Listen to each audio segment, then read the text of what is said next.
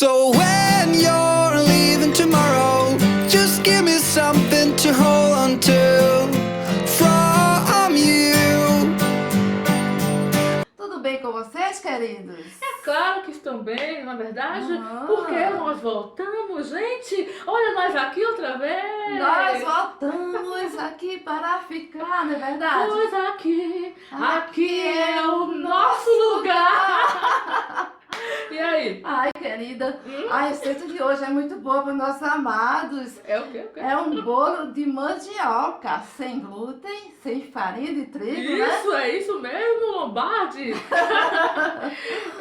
Mandioca também é conhecido como macaxeira, Macaxeira, né? é. O aipim em algumas regiões do nosso Brasilzão. Né? É. E ó, esse bolo é saudável e é muito legal para ganhar dinheiro, porque é um bolo que muita gente vai querer comprar de você, tá? É. Você pode vir da forma com amido de milho para não ficar com glúten e não vender gato pro leque pro povo, tá bom, É gente? verdade. Mas antes da receita, Vai aí já clicando, dizendo que gostou, se inscreve no nosso canal, quem ainda não é inscrito, e compartilha esse vídeo, gente, nas suas redes sociais, tá? é isso aí! You're a genie in a bottle, and I know that you hold me close to you.